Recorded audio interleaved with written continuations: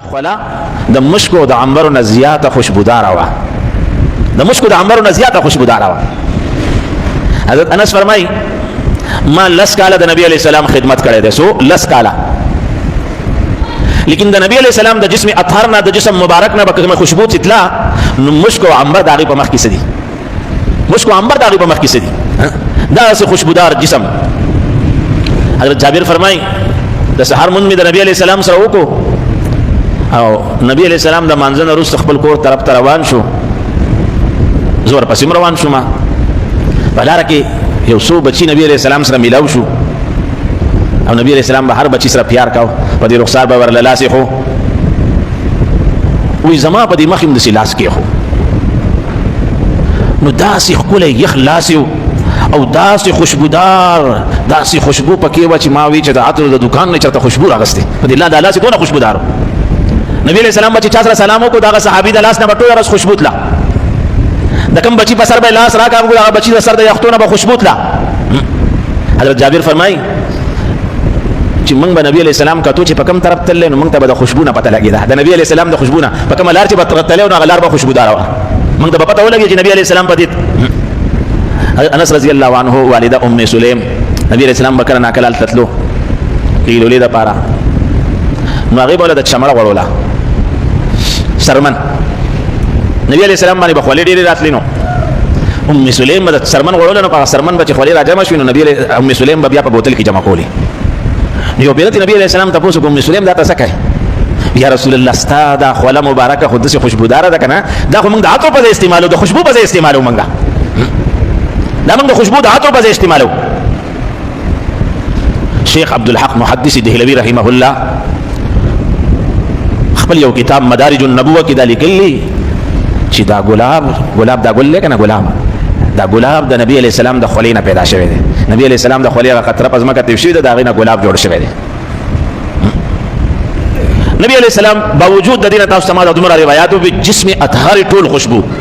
د هغې باوجود به خوشبو لګوله، ذاتی خوشبو تتله لیکن بیا به هم خوشبو لګوله، چا به په هدیه کې خوشبو ورکړه نو ډېر په خوشحالۍ سره به یې قبلوله. او ارشاد فرمایي درې قسم هدیه تعالی څوک درکوي، درې قسم شی درکوي واپس کوي به نه، یو خوشبو، یو دود او یو تکیه، دا درې شیونه به نه واپس کوي. نو خبره مطلب دا چې دا خبرې په ذهن کې ښودل پکار دي. زما یو مقتدي اوس خو د دې ځای نه کډه ولې د بل ځای ته تللی دی، څه خبره باندې زه لږ خفه شوم، خفه نه شوم خو لکه مطلب دی چې طبیعت بې له غوندې ګډوډ شو د هغه نه، نو هغه محسوسه کړه دا خبره چې دا استاد جي خفه دی، ما نه خفه شي، حقیقت دا زه خفه نه وم، یو خبرې مې ورته وویل هغه وایي نه مجموعه خبره ختمه، مطلب دی انسان دی تا ته څوک یو کار ووایي ته ووایي نه نو بیا خو د خفګان نه دی پکار، خو دا خبره خوښه ده کوي دله جو ښه خبره ده که نه کوي بیا خوښه ده، لیکن به هر حال هغه دا محسوسه کړه چې استاد جي خفه دی. نو یو پیره راغی نو خوشبو یې راوړه، عطرو بوتل یا د سینټو د هر شي چې ما نه اوس یېر دي خو یو بوتل یې راوړ، ما ته استاد جي دا مې تاله راوړلی، نو زه خو فورا پوه شوم چې د دې سړي خیال دا دی چې استاد جي خفه شوی دی که بل څه شی ورله راوړم کېدای شي چې دی دې وانخلي او دا خو داسې شی دی چې دی انکار نشي کولی، دی ویلی نشي چې زه یې نه اخلم، دا خو عالم دی پوهه دی په دې خبره. نو ما ورته ویلې چې یاره صاحبه ته ډېر زیات هوښیار یې، ته ډېر هوښیار یې. ما ته یو استاد جي دا مې یو حدیث اورېدلی و نو ما وی چې چلو نو تاسو ته دا وایم چې نبی علیہ السلام له به چا خوشبو ورکوله هدیه کې نبی علیہ السلام چېرته رد کړې نه ده، اخسته به او دا وینا هم کړله چې دا اخلی. نن سبا خلک دا وایي چې پلانې پیر دی، دومره زمانه یې لامبلي نه دي، یخته به انخطي سپږې به پکې منډې وایي، مونځ نه پیژني، اودس نه پیژني، غسل نه پیژني، خلک وایي دا رسېدلی دی. دوستانو کم ځای کې اسلام د صفایي علم بردار دی، تاسو ته ما ووایي ان الله یحب المتطهرین، الله پاک خلق خوښوي، پاک نه ښه پاک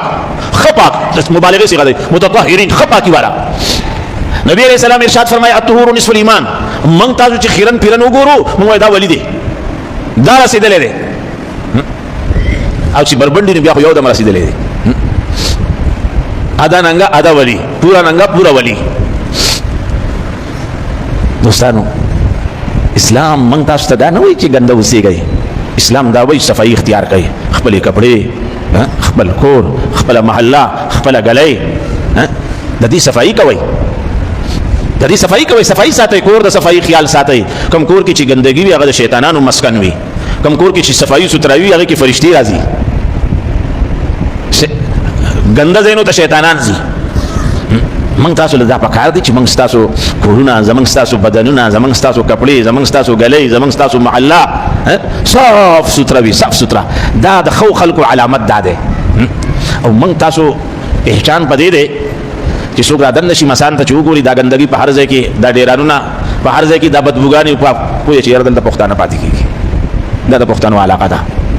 موږ تاسو خپل علامت دا ګندګیانې جوړې کړې دي. هر سړی کچره روټ ته ولي، هر سړی کچره غلې ته ولي. دوستانو تاسو ته ما سو پیری ویل دي د دې خبرونه سمت اصل خبرې دا دي. یو ورور مسلمان ته تکلیف رسول دا په شریعت کې نشته. دا کچره ورځي بل په خوېږي، بل په ورځيږي، گاډي په خرابيږي، زنانو ته تکلیف، نارینه‌و ته تکلیف، ماشومانو ته تکلیف. شریعت تاسو ته موږ تاسو ته دا وایي چې څوک د لارې نه د تکلیف شی اوچت کی، الله پاک دې سړي له صدقې ثواب ورکړي.